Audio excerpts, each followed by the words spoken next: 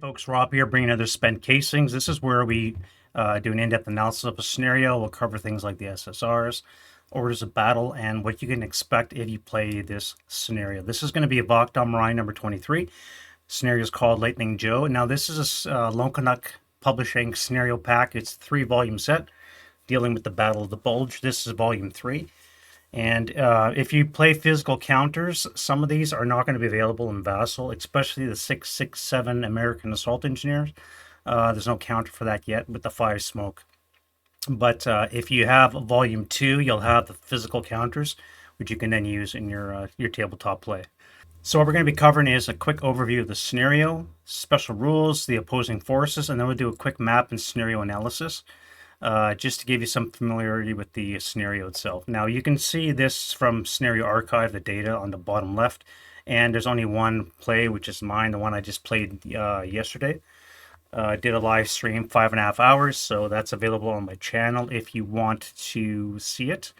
You can just fast forward through it. Lots of mistakes I realized in hindsight, but as with most games, that's always going to happen. There's no way around it. Nobody ever plays a really perfect game of Vassal or ASL, I think, anyways. All right, first up, scenario overview. So this is taking place on the 12th of January, 1944, which is the tail end of the American pushback against the German attack, which started just before Christmas on 1944. So at this point, the Germans are running out of steam, and they're starting to fall back now, and the Americans are pushing them back. So the scenario is basically a bunch of first-line Americans augmented with tanks that are going to be pushing into the village and trying to take multi-hex stone buildings. Both sides are going to get reinforcements. Now, reinforcements come on in variable turns. We have the Americans coming on turn 3, and they're going to come on from either this location or this location, anywhere in between. And similarly in the south, those same 2 roads. So you're going to have turn 3 flanking forces encompassing 8 tanks and 7 squads coming in from either flank. They have to come in from the same one, so you're not going to split your force, but you have to be aware as a German of a flanking attack that's going to be showing up. So that means you're going to have to sit up in depth and not just frontline all your dudes. I should mention that the German setup line is basically hex row Y and to the south. So anywhere in there is going to be the German setup area. Obviously, this building will not count for victory control purposes, which brings us to the victory conditions. There are 7 multi-hex buildings in the village proper, which must be captured and controlled by the Americans at game end. You only have 8 turns as well to do it. So there's 7 buildings. Now, the rubble counters you see is a process of one of the SSRs, which we're going to get into, number 8, and it places rubble in 6 building locations, and then there's a falling rubble which appears adjacent to it. I was lucky as a American to cross off 2 of the 7, which means I only had to control 5 buildings, which again just reduces the workload tremendously. Now, an important point that I failed to notice was this note right here, which exists on the scenario card, represented by that thing there, the little asterisk. All hexes of a building must be rubbled to eliminate it as a multi-hex building. So if we look at this building here in the center, we can see that one hex is rubbled, the other one is not. I mistakenly thought this building was not part of the victory conditions, and I didn't account for that. When I had a German half-squad prisoner that managed to escape, rearm itself with a abandoned German heavy machine gun, I was able to control this hex away from the Americans who had won it temporarily, but I was able to regain control of it. And if I had remembered this rule or note to the victory conditions, then I would have been able to make sure I eliminate those units and don't leave anything behind me. I failed to do that. So, and the end result was, if you haven't seen the video, is a German victory. By denying the victory conditions, the Germans were able to get 43 CVP on the player turn 8 for the Germans. So the last turn, prep fire phase, they were able to kill 1 crew, and that was enough to push them over the 42 CVP benchmark. So But that's your victory conditions. So again, if you're lucky with your rubble rolls and you get what I got, then you can eliminate buildings from the equation. Less so for the Germans. You obviously want to have as many buildings as possible, force them to fight for each one, and that way you can delay mate turns and maybe squeak out a victory that way. But in this case, RNG played into the American favor. So let's look at the SSRs, and this is them right here. So the first one is all of these special rules are in effect. Now this is only for the Lone Canuck Publishing Wacht am Rhein. All 3 volumes have this on the front page underneath the cover art. And the things that are going to be applicable are the Bangalore torpedoes, which are given a little bit more to do besides just breaching wire. You can breach minefields as well. You can't necessarily use them as a, I suppose you could attack with them, but typically their purpose is to breach defensive obstacles, wires and minefields. You also have American assault engineers in the form of 667s. Now, I don't have the counter in Vassal, so you're going to see the normal 667. I just written AE above the label. But in the physical counters, you'll see the actual 667 assault engineer. It'll have the DC art. It'll have the 5 smoke exponents. So those are going to be in play for this scenario. For the Germans, all we have is the Volksgrenadiers, represented by the 547 Sturm Squad, which is they're like first line units, but they also have to mimic the effects of an underlying morale, which means that when a 547 exceeds its ELR, which is going to be 3 in this scenario, then it will be replaced by 2 broken half squads. And if a broken half squad, or if a half squad fails its ELR, it becomes disrupted and broken. So they don't get reduced in quality. They just get replaced with their weaker components. We also have to worry about infantry crews. For all the guns, typically it's a 228 that is used. However, with Volksgrenadiers, we only get 127s. And aside from that, we have ground snow. Now, ground snow is an effect for the whole map, which is going to impact a couple of things. One is the elevation change. So whenever, and this only applies in the one case, and that's in this one gully here, you're going to have to pay 1 extra movement factor or 1 extra movement point. Ground snow is going to basically negate road bonus because we have no plowed roads in effect. So there's not going to be any road bonus for your infantry, and you don't get half move for your vehicles if they're crew exposed. They're going to have to pay 1 per hex even on the road. Germans are also given winter camouflage by the SSR, which means that at 8 hexes and beyond for infantry, they're going to get a +1 low visibility hindrance spiral modifier, provided there's no other positive TEM. So if you're in a building, you don't get it. If you're in the open, then you'll get the extra +1 for the low visibility. And a good benefit of winter camouflage is if we have an American, say, in this building here, I can assault move into W2 in the open, and I do not lose my concealment because I have winter camouflage. Now, I'm still facing a 6 firepower attack anyway, look at it, because I'm adjacent, but it's just better than a 12, right? So just remember, winter camouflage works like that. It gives you a bonus low visibility hindrance spiral modifier, which does not negate FFMO non-assault movement, but it gives you some benefits. For vehicles, it's got to be 16 hexes or more. Now on this board, you're not going to get those kind of ranges typically, so it's not going to be applicable, but it is there if it should happen. Kindling is also NA, so Germans cannot start any fires and try and deny the terrain to the attacking Americans. SS, as always, well, as usually, have 5 ELR, and that includes single man counters as well as your MMCs. And then we have another SSR, which gives, of the 8 Shermans that come on, you have 3 different varieties: an M4A1, A4, M4A3s, and an M4A375W. Those are your 3 types. You can designate any 3 to have gyro stabilizer.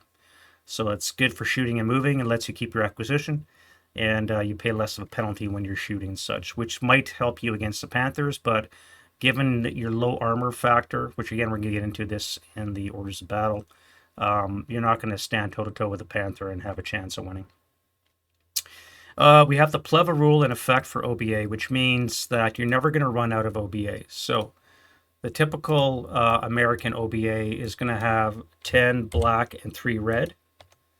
And every time you draw a red, that's a lucky shot, the red goes back into the pile, and we add another red. So what this means is it just makes it that much more difficult for you to draw a red. I'm getting really lucky. Again, second red. Normally that would be loss of battery completely, but again, with per the Pleva rule, it just means this goes back in the pile, and we add another one to the mix. Right? So you're never going to get, you're never going to lose battery access completely. You're always just going to make it more difficult to actually get rounds downrange. And then the last SSR we already talked about, and that is the rubble. The way it works is you have 6 rubble counters, and each side gets 3. Americans go first, and you alternate. So Americans put one down, Germans put one down. There should be a flame. Now, for the Americans, you're probably going to want to choose 2 hex buildings, because if you remember back to victory conditions, a building has to be completely rubbled for it not to be multi-hex. So if you're lucky, in this case, we're not so lucky, we have 2 partially rubbled buildings. This one's not rubbled, this one's not rubbled. So now we have to fight for control of both of these, when if we got really lucky, maybe one of these would have been completely annihilated. This isn't my actual setup. This is just showing you guys the board. But you start off with 6 rubble counters, put down 1 per, and then you place 1 counter beside it. You roll randomly a d6, and wherever it lands is where you put the rubble counter. There's no falling rubble. You just have 2 rubble counters per location. Then you roll a single die for each original rubble counter, and if it's a 1 or a 2, you have a flame appearing in that location.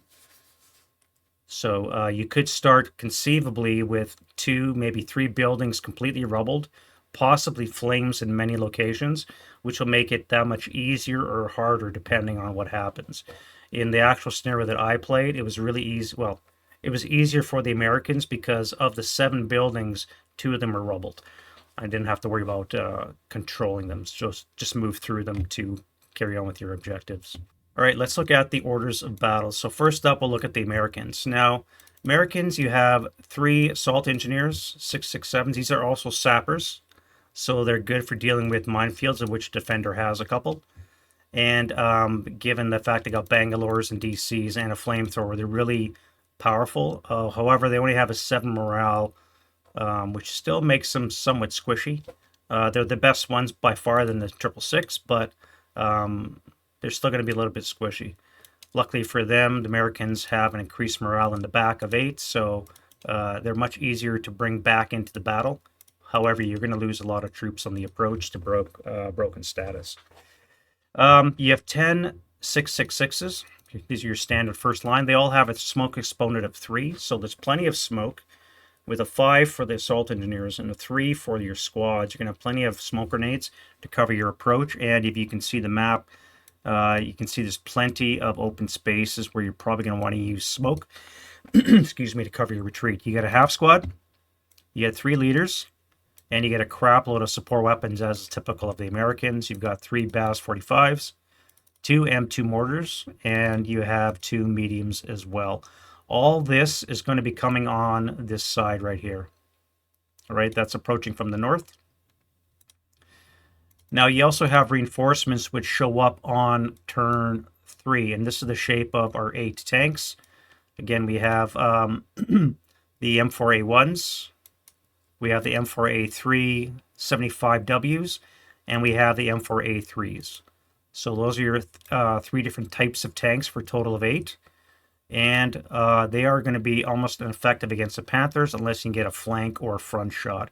A 75, which all 8 tanks have, only is a 14 pen, depending on range modifier. If you can get within 1 hex, you're great, I guess. But it's still a relatively low 14. And a Panther armor has a weaker turret of 14. So you're going to need to hit it in the turret. You need to roll snake eyes as to kill in order to pin it. So barring critical hits, you must approach from the sides. So don't do what I did and line your tanks up in a nice little row because they're just going to get destroyed. You cannot go toe-to-toe with the Panther unless you want to cause some distractions and lose a couple so you can bring a couple around the flank. That's about the only way to really do that. But when in doubt, you're going to try and avoid the going frontal with a Panther. You also have another 7 6.66s, 2 more leaders, and you've got more support weapons because that's what Americans need. 2 more bases, 2 more mediums, and another M2 mortar. All this comes on turn 3, and it must enter between I and Y on either the either the west or the east sides, anywhere between those 2 roads, inclusive. Now, again, for my scenario, the one that I played, I went through the west just because, A, this is too much open ground, and B, you're only 1 move away from being within the buildings. So that was, I think, much more important for me than trying to traverse all this open ground with who knows what. You got hidden AT guns, you've got mortars, and the units themselves with a couple of with a heavy and a medium to boot. That's going to do just going to chew you up. So I've decided to enter in from the west just because it's closer territory. All right, you also have an offboard observer. It can be on any hex at level 2 along the north edge. I chose this location here, GG5, because the rubble worked out such that I could see really in depth into the town. And that means I'm able to eventually bring OBA down into this area here to the left. So looking at the advantages and disadvantages of the Americans.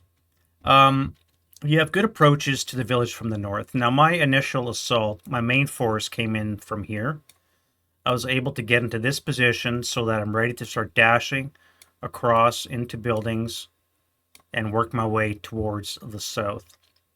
I had a secondary force of about 4 squads with my mediums and mortars that was going to be pushing up this way to, again, this German setup is not what I use, but for the purpose of the demonstration. My flanking force came up this way to push these Germans away into here and stop any kind of interdiction that might happen when I cross the road. And all that was rather successful. The other advantage is that your flanking forces can force the German to set up in depth like he set up here. All right, if you can come on anywhere between I and Y, you cannot, as a German, leave these undefended. You must have something there. In this case, I got guns, minefields, various units in different states, everything concealed, ready to receive any flanking force that came along, which meant, unfortunately, that I did not have a lot of units to throw in the front to slow down that initial American assault. Now, you don't have a lot of units as a German, which means you're going to be coming back, or you're going to be falling back more than staying and fighting. You don't want to become a speed bump and lose your dudes because you don't have a lot of guys to spend. You have Shermans that are be facing off against 2 Panthers, which is still an advantage goes to the Panthers because, again, like I said, you cannot penetrate the frontal armor. You must get around the sides. Your best bet is probably to use the special ammo and keep them shrouded in smoke. You've got the smoke mortar. Some of the Shermans do have smoke capability or white phosphorus.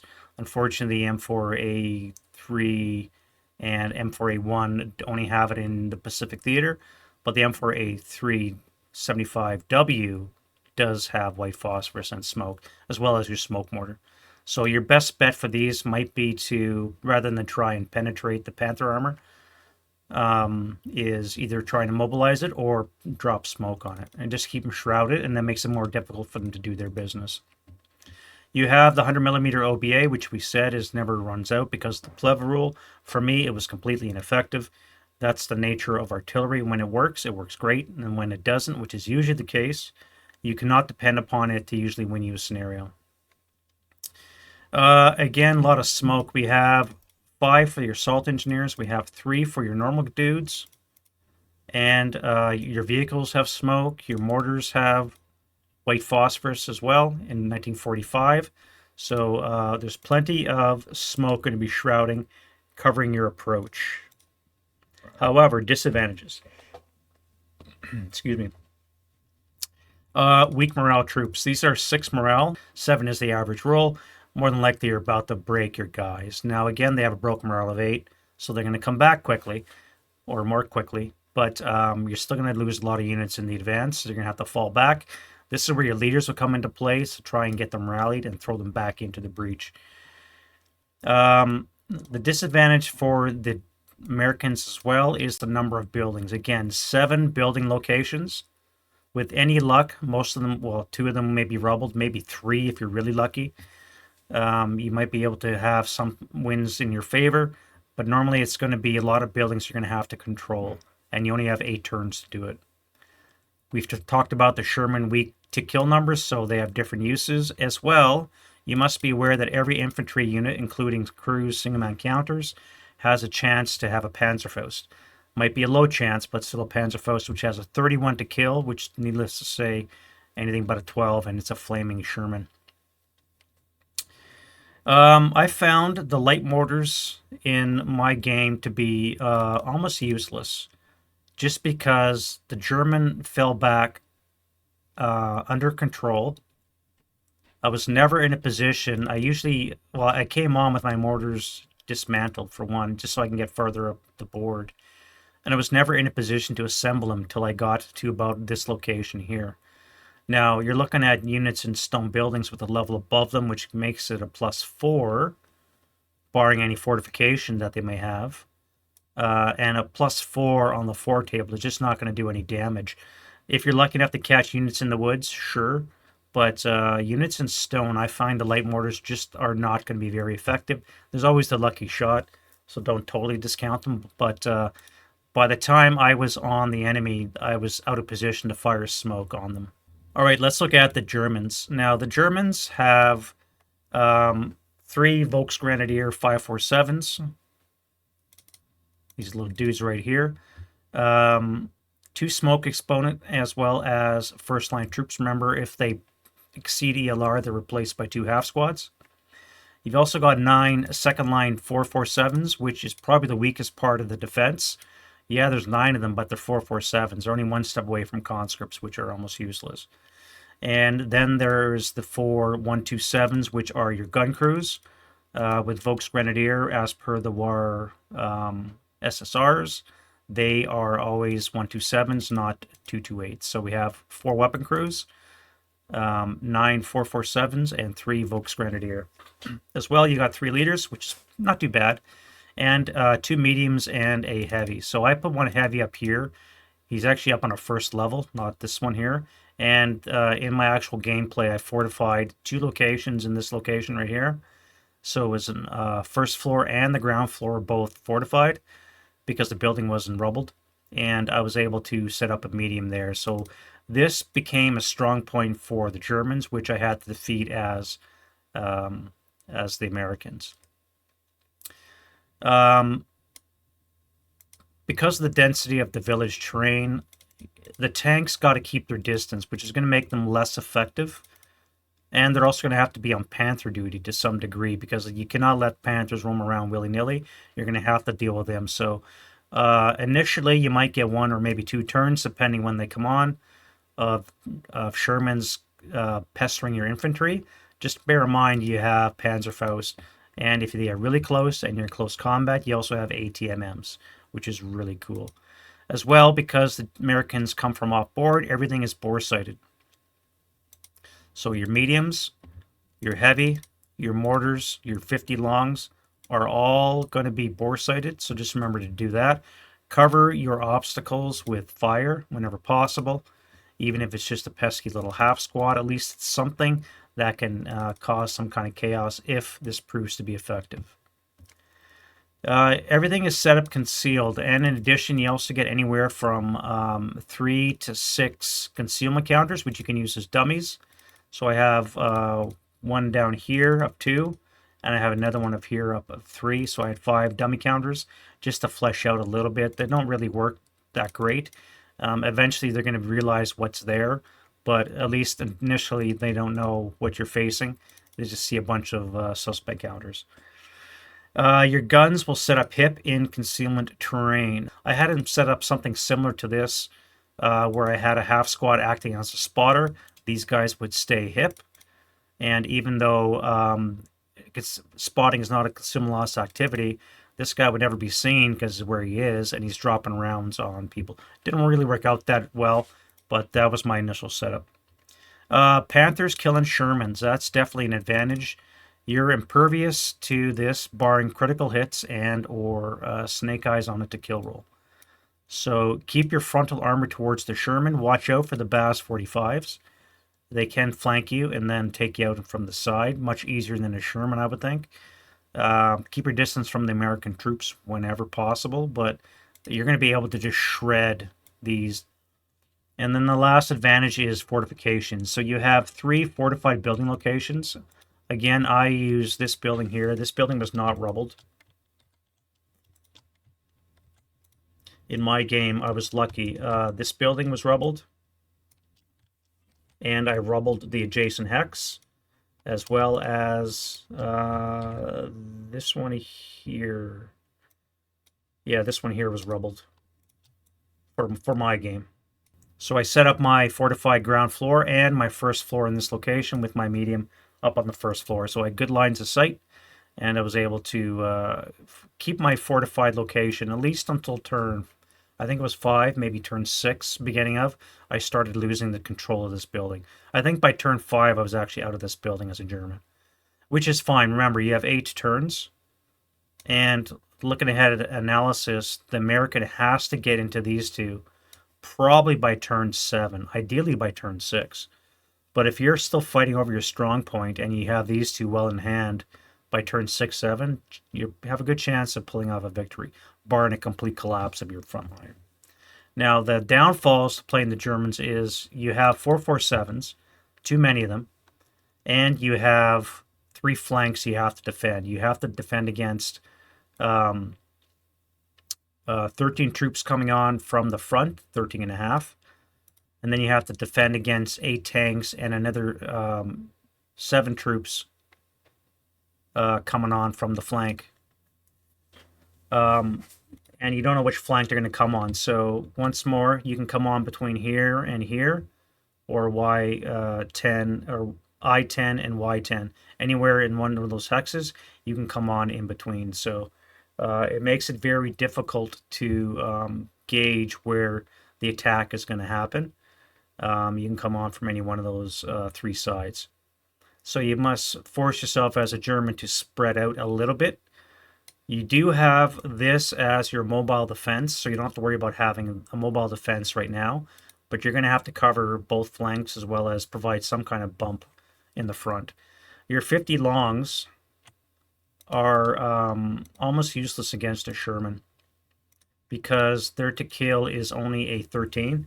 And if you look at this, most of your Shermans, 5 of your 8 Shermans, 5 of your 7 Shermans, why do I keep saying 8? 5 of your 7 Shermans have 11 hull armor and an 8 upper structure. So a 5 or less will kill a Sherman if you get a turret hit. But more than likely, you're probably going to get a hull hit, and then you're going to need snake eyes to cause any kind of damage. So the 50 is okay because it has a high rate of fire, but it's not the best tank killer at this stage of the war. The armor is just going to be too much. Again, barring critical hits and or turret hits and good rolling on your part. So I'm using mine here as a German to cover the minefield. I have a second one here that is going to be covering off the east flank in case anything comes this way. So between the gully, this bridge with a AT minefield on it, and my other AT minefield is here. And I've also got 2 or 3 6 firepower minefields in these locations here, just as a distraction to keep the Americans. Most of this was not effective. This one here actually caused an American to go berserk, and he was able to enter my location and kill me, so it didn't work out as planned. But at any rate, that's one of the strengths that you have is fortifications. Now, going back to the weaknesses, we do have a stall on the Panther. I misplayed this. I, these are Panther Gs, and I was playing it with the Panther D in mind. The Panther D has a red movement point number, which means if you roll a 12, is you're immobilized. And so when I had my two tanks here, I rolled to start because he was dropping an NFFE on me. I wanted to get out of it. I rolled boxcars for both tanks, and I thought they were mobilized. When in fact, that was just a stall die roll. You roll 2 dice. That's how many movement points you spend trying to restart the engine, and then you can start up and try again. But so I mistakenly immobilized my Panthers. Just remember, these are Panther G models. They do not immobilize when you roll a 12. They just stall. And then to go along with the defending 3 sides, there's just a lot of area to cover as a disadvantage. Again, 447s, which mean you have a maximum of 8 hex range, the last 4 of which are half firepower, against 666s. It's just, you're not going to win a firefight at range with the Americans. They're going to sit back with their 6 hex range and just going to blast you, let alone the 4 mediums that they have along with them. So advantages and disadvantages to playing the Germans. All right, so let's look at the actual map itself. I've already pointed out most of these features, but we'll just focus in on a couple of them. First of all, one defensive natural feature we have is the gully, which the Germans can benefit from. Again, with the ground snow, this is going to cause an extra movement point or factor to your infantry and your vehicles. When they exit the gully, if your tank or AT guns are in a good position, you also have a chance of belly shots. So just bear that in mind. This is going to impede the Americans drastically. They're not going to be able to really deal with that unless the infantry is pushed back. Don't bring your tanks through this like I did into this location. In my game, this is rubbled and this is rubbled.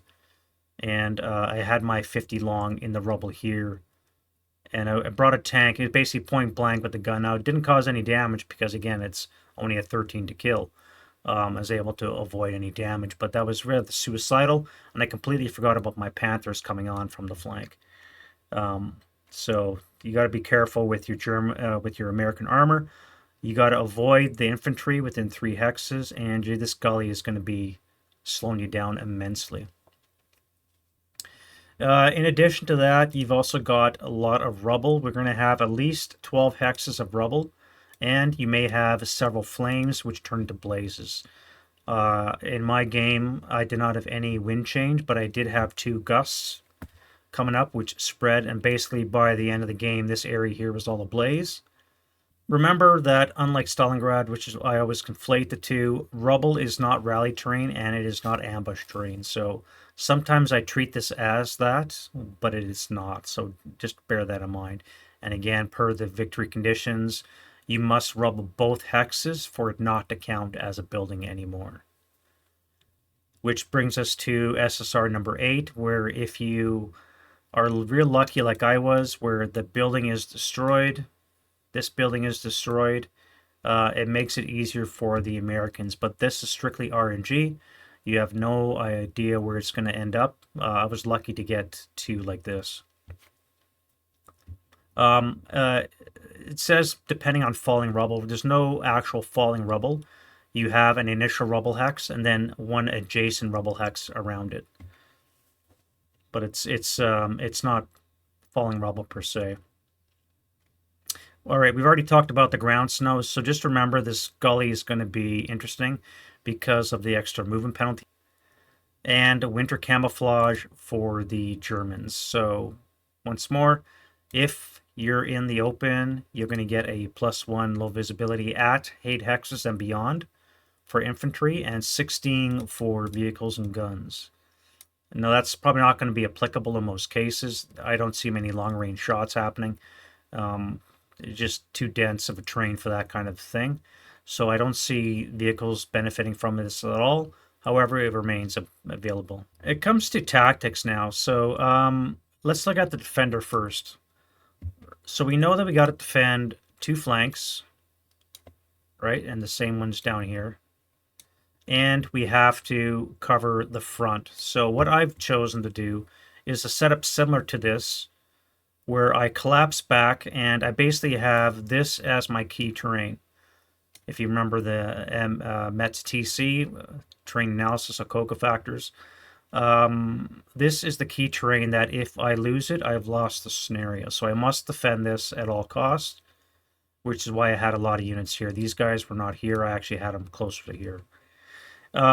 This here became a strong point. So I had basically two-step defense. I had a screen in the front and on the sides. Their plan is to eventually fall back, collapse into the center. These guys move like this. This guy came all the way back here. These guys tried to make it over here and never did. And these guys ended up falling back as well as all this. Right, so I had initial screen, and then I started falling back in like a hedgehog, collapsing in on the center, while my rear guard did what it had to do. Basically, these guys are going to try and hold off the flanking force, while you wait for your reinforcements to show up. Hopefully they come up in turn 4. Mine came in turn 5, a turn late. So no harm, no foul. They actually did their job, and I was able to get my SS into this building, which made it almost impossible for the Americans to take it at the end. Now the terrain's going to play into the American favor the same way. My main attack force came through here. I had a company plus, so I had the troop of engineers, and I had, I think, most of the squads. I think I had 4 666s down here as a flank, but everything else was in the center here. And I was able to get into this position by the end of turn 1, so I'm ready to start my assault. Once I'm into these buildings, it's just a matter of negotiating the rubble and negotiating the buildings. And by turn 5, 6, I was in this area here, which I think was, according to the timeline, keeps me on track to get into this building by 6, 7. As an American, you have to move. You don't have a lot of chance to shoot and not move. The plus side is because everything is assault fire on the American side, again, 7 and 4, depending where you are, is a lot of firepower you have to bear. So don't be shy about sending your guys out and sucking up shots. These guys are defending fire, subsequent first fire, maybe final protective fire. You throw in a couple of vehicles to freeze these, and then you're able to jump on the Germans before they even can do anything. And the U.S. must prepare for the 2 Panthers coming in from the flank as well. Now, I wasn't thinking clearly. I thought for some naive reason that if I set these guys up in some kind of formation like this, that I can actually go toe-to-toe with the Panther. That's just a stupid, naive move. Completely wrong. Again, the 75 cannot penetrate the Panther front, barring a critical hit or snake eyes on your to-kill roll, if it's a turret hit. Your to-kill is 14. It's just not enough to penetrate the Panther. So if you can get around the side of a Panther, great. But it's unlikely to happen, especially if they use the gully as a defensive line. And given where the Germans sets up their defense, you're probably not going to be able to cross that gully before the Panthers come on to get in front of it, which means there's going to be a gully between you two, and you're just going to lose that gun battle. So don't do it. For me, OBA was also ineffective. Turn 1, I bring an AR in there. It lands. I'm accurate. Now I have to do a second chit drop because everything's concealed. I draw a red. That's gone. Defending fire phase, I land a spotting round, draw a second chit, I lose access. Same with the prep fire of the American second turn. It wasn't until the defending fire of the second turn that I was able to actually land a spotting round in location, which meant turn 3, I'm dropping my first FFE, which of course is ridiculous. By the end, I think it was 5 black and 6 red in my draw pile. And yeah, it was just, OBA for me was completely ineffective. If it lands, it's 100 millimeter. When it did land finally and it started attacking things, I was only able to break a crew because the stone and my poor rolling, I was rolling 10s, 11s, and you add 3, 4, 5 with the fortified building location. it quickly becomes useless artillery. So I probably should have fired smoke and allowed my guys to move a little bit closer, but remember you have HE and smoke. Don't forget to use smoke if you want. Myself, I was trying to kill things with an HE. It didn't work very well for me, but it may work for you. Um, I was gonna go over my AAR, but like I said, I've already posted the video on my channel. If you want, you can just speed through it and you can see how I played it. Again, I made some serious mistakes. Two of my biggest ones were forgetting about this. This is a multi-hex building, despite one hex being rubbled. I completely forgot about that in the scenario VC. And my second one was immobilizing my Panthers when they should have just been a stall die roll. Now, in my game, the Germans did win. This guy here actually won the day. There was a crew and a stack of Americans here. Everything else passed except for the crew. The crew rolled boxcars, which meant that it's dead. And that was enough to push the victory point total to 43, and they only need to get 42 or more to deny the Americans victory. So in the German turn 8, in the prep fire phase, I was able to kill a American crew from a destroy tank and was able to win the game that way. So it was quite good. But it could have been a lot worse for the Americans if my Panthers actually had moved and I did not inadvertently stall them. Even dropped the 100 millimeter on them. Is right here as an FFE.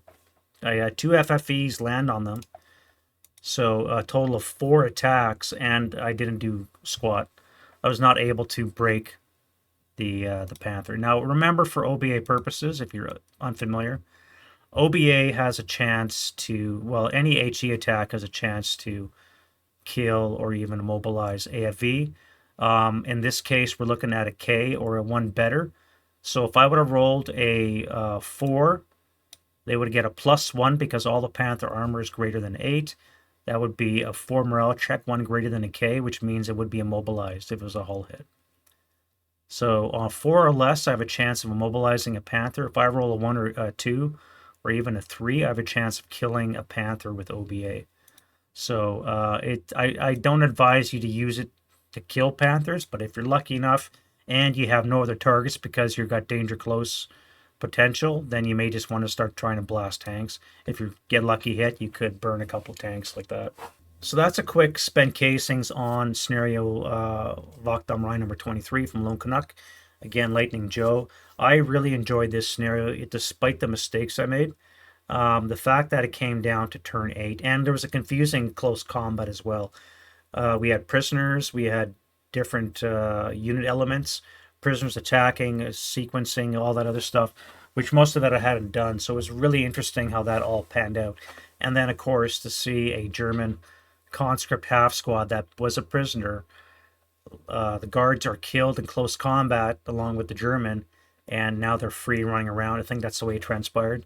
They're able to rearm themselves and take a victory hex. So it's quite cool.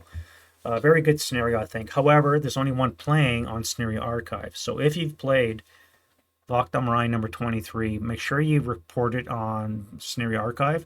You should be doing that to all your games. I would like to see more verbose text on actually how you accomplish your victory.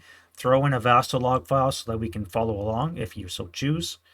But having more information than German win on turn 7 is just, that's not enough to draw information from on how you actually achieve that objective.